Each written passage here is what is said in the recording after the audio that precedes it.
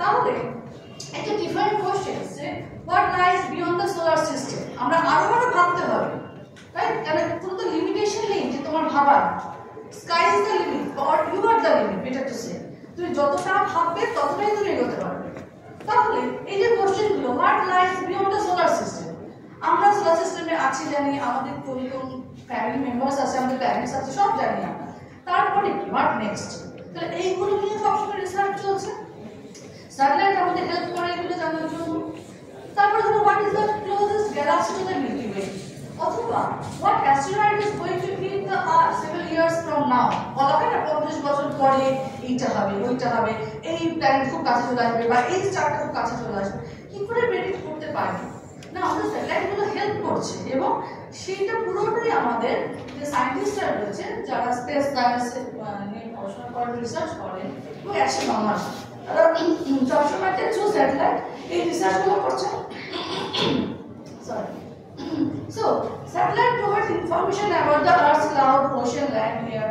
এতে আমাদের কি হচ্ছে, আমরা ওয়েদার, ক্লাইমেট সম্পর্কেও জানতে পারছি, এবং ফার্মারদের ইনফরমেশন পাচ্ছেন এখান থেকে কি ধরনের ক্রপস গ্রো করাটা বেনিফিশিয়াল হতে পারে।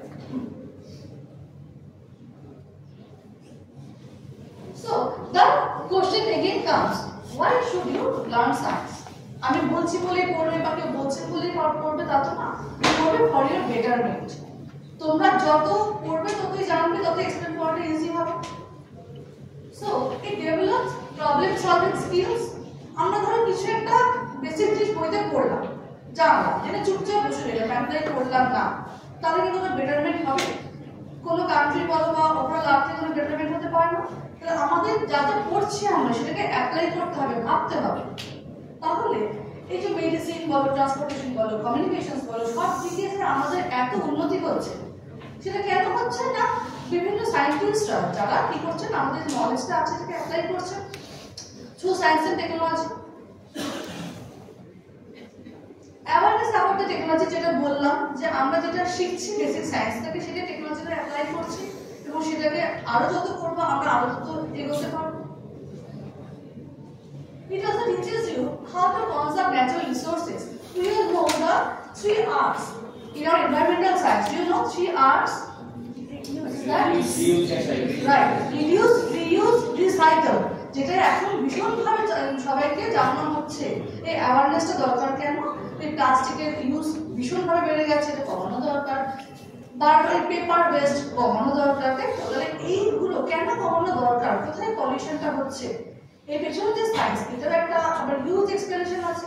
মানে বলতে গেলে একদিনও তো হবে না, চলতেই থাকবে। সো লিমিটেড টাইম পিরিয়ডে আমি খুব ডিটেইলসে এগুলো গেলাম। And it also helps us separate fact from fiction.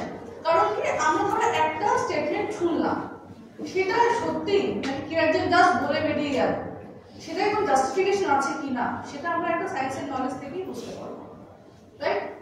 তার জন্য পুরোনো দিনে বিভিন্ন কনসেপ্ট যখন এসছে, একটা কথা প্রথমে হয়তো কেউ বলেছেন, সে দেখা গেল পরবর্তীকালে না, একদমই সেটা নয়, অন্য একটা এক্সপ্লেনেশন এলো।